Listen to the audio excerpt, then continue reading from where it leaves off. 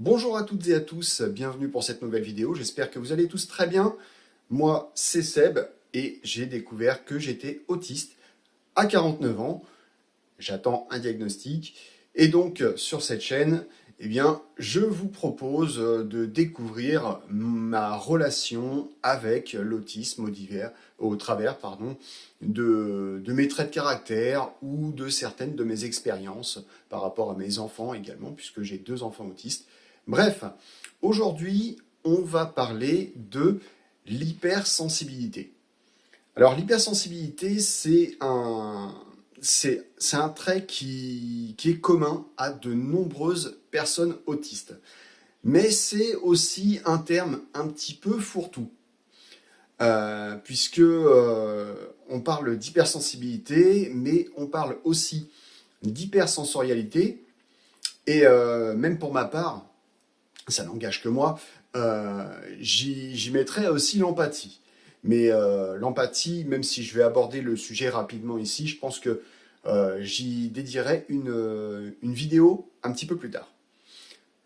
Alors, comme je disais, l'hypersensibilité, c'est un petit peu fourre-tout. On a d'un côté l'hypersensibilité, qui relève de l'émotion. Donc l'hypersensibilité, c'est l'exacerbation des émotions.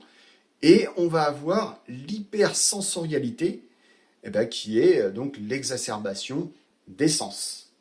Alors je vais commencer par l'hypersensibilité, parce que c'est quelque chose qui me caractérise beaucoup, mais ceci dit l'hypersensorialité aussi. Mais donc l'hypersensibilité, comme je disais, c'est l'exacerbation des émotions. Pour ma part, c'est assez visible, hein, notamment lorsque je suis ému. Souvent des montées de larmes lorsque j'évoque certains faits, lorsque j'écoute certaines chansons, lorsque je regarde certains films. J'ai l'émotion qui monte très très vite et il n'est pas rare que je verse une petite larme. Hein, par exemple, si j'évoque la fierté que j'ai pour mes enfants, ou alors si j'écoute par exemple Mistral gagnant de Renault. Bref, il y a des trucs comme ça, sur les films de sport, notamment les films de sport, quand il y a un gros climax et que ça se termine en victoire éclatante, là je peux pas m'empêcher de fondre en larmes littéralement. Rocky, par exemple. Rocky, alors il y en a beaucoup qui trouvent ça très beau, Rocky, mais je vous invite à vraiment regarder la saga, et surtout les 3 premiers qui sont... les 3 premiers et puis les 2 derniers qui sont assez poignants. Mais Rocky, typiquement, sur le premier et le deuxième volet, me font littéralement fondre en larmes, et à plusieurs reprises tout au long du film. Voilà, donc ça, c'est quelque chose qui me caractérise. Et bizarrement, il y a certaines émotions que je vais plutôt renfermer, comme la tristesse ou la colère. Pour ces 2 émotions-là, je suis une vraie cocotte minute. Cocotte minute Seb, hein, voilà, vous avez la ref? Ok. Euh, donc, la tristesse et la colère, j'ai tendance à garder ça pour moi, tout simplement parce que j'ai pas envie de barber les gens avec ça. Je ne sais pas pourquoi, mais j'ai toujours l'impression que je vais être chiant à évoquer ma tristesse ou à évoquer ma colère. Et en revanche, quand la cocotte minute, la pression, elle est trop forte, et là, ça lâche d'un coup, et c'est ultra, ultra violent. Il y a quelques mois, j'ai fait je sais pas si on peut appeler ça une dépression, une décompensation ou quoi. J'ai fini aux urgences. C'était vraiment ouais, un trop plein de tristesse et de frustration. Et voilà, donc j'ai été faire un tout petit, très court séjour en hôpital spécialisé, où j'ai rencontré psychiatre, etc. Et j'ai eu très très peur. J'ai eu vraiment très très peur. Et la colère, c'est pareil. La colère, c'est pareil. C'est quelque chose que je vais essayer de masquer au maximum. Là aussi, pour ne pas... Parce que je veux pas blesser des gens. je suis quelqu'un qui peut avoir des paroles très très dures. Il faut vraiment que je sois que la mayonnaise, que la moutarde soit montée très très haut pour que je craque. Mais c'est vrai que quand je suis en colère, hein, quand j'exprime ma colère, c'est extrêmement violent. Je vais taper dans les murs, dans les objets inertes. Je vais, enfin, voilà, je peux être vraiment très violent. Et après, la descente, elle est également très violente. Donc voilà, les émotions, chez moi, c'est quelque chose qui est assez compliqué. Euh, Après, d'une manière générale, je suis quand même un taiseux, hein. C'est-à-dire que je vais mettre mon masque et puis voilà, ça va. On va dire que ça va. Je veux pas barber les gens avec un ça va pas. Et puis, je sais pas, je trouve que c'est aussi une question peut-être de politesse, pas ennuyer les gens avec nos problèmes, ils ont assez des leurs, etc. Bref, dites-moi en commentaire euh, comment vous réagissez par rapport à ça. Ça peut être intéressant aussi, j'attends vos retours d'expérience. Enfin voilà, ça c'est pour ce qui est de l'hypersensibilité, donc l'exacerbation des émotions. Bizarrement, la joie, j'ai moins de problèmes à l'exprimer. Mais bon, ça, je pense que c'est un petit peu tout le monde. On aime montrer qu'on est content. Et donc ensuite, on a... Alors, avant de parler de l'hypersensorialité, je vais juste faire une petite parenthèse sur l'empathie. Parce que l'empathie, j'ai longtemps eu, et jusqu'à très récemment d'ailleurs, une mauvaise définition de l'empathie. Puisque je croyais que l'empathie, en fait, c'était uniquement ressentir les émotions des autres. Sauf que c'est pas tout à fait ça. L'empathie, c'est ressentir, mais surtout comprendre les émotions des autres. Alors après, on pourrait dire qu'il y a deux types d'empathie. Alors pour ce qui est de ressentir les émotions des autres, ça c'est quelque chose qui me caractérise énormément. Quelqu'un qui va être triste, je vais le ressentir immédiatement, même si elle me dit rien, et je vais partager sa tristesse. Ça va être la même chose avec la douleur, ça va être la même chose avec la colère, ça va être la même chose avec la joie aussi. Euh, je partage énormément les émotions des gens. Je ne sais pas pourquoi, je ne sais pas comment, mais c'est comme ça. Et voilà. Donc par contre, pour ce qui est de comprendre les émotions des autres, là, j'ai un petit peu plus de mal, surtout quand c'est la tristesse ou la colère. Des fois, des choses qui ne me toucheraient pas, et j'ai du mal à comprendre que ça les touche eux. Le fait que ça les touche et qu'ils expriment de la détresse, de la tristesse, de la colère, etc., ça, oui, et je partage leurs émotions, mais je ne comprends pas des fois ce qui motive ces émotions. Et donc bah là, ça peut être un petit peu déroutant. Voilà, c'était la petite parenthèse sur l'empathie, mais je reviendrai là-dessus sur une vidéo plus détaillée, on va dire. Et donc, ensuite, on a l'hypersensorialité. L'hypersensorialité qui touche là aussi énormément de monde chez les personnes autistes.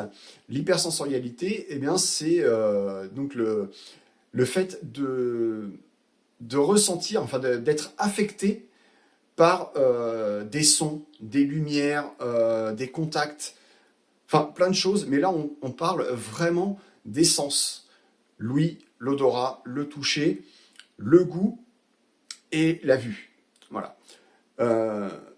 Donc on a des choses qui nous gênent dans le quotidien, qui ne gênent pas les autres personnes. Hein, moi, je vais vous donner quelques petits exemples.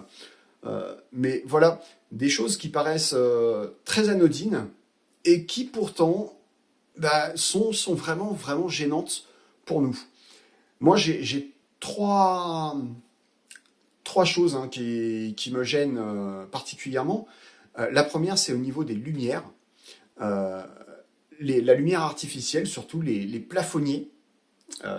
Quand je vais dans une pièce, par exemple, et que quelqu'un allume la lumière au plafonnier, et à plus forte raison s'il n'y a pas d'abat-jour ou de plafonnier ou quoi qu'est-ce, ça m'agresse littéralement. Donc là, je vais toujours préférer une petite lumière d'ambiance. Parce que vraiment, ça me fait mal aux yeux. C'est difficile. Je m'y fais au bout d'un moment, mais c'est quelque chose qui est assez compliqué. La deuxième chose, c'est au niveau des sons. Alors là, je ne pourrais pas dire que c'est quelque chose qui m'agresse, puisque je dirais même que je joue de la musique, je joue de la bombarde, pour être très précis, et la bombarde, donc c'est un instrument breton de la famille des hautbois, et c'est un instrument qui donne un son très aigu et très puissant, et qu'on joue souvent avec le biniou. Donc le biniou, cette espèce de petite cornemuse bretonne, qui donne là aussi un son extrêmement aigu, extrêmement fort, et pourtant, je m'y accommode très très bien. Il faut dire que je vis avec ça maintenant depuis pas mal de temps, mais voilà, c'est des sons qui me dérangent absolument pas.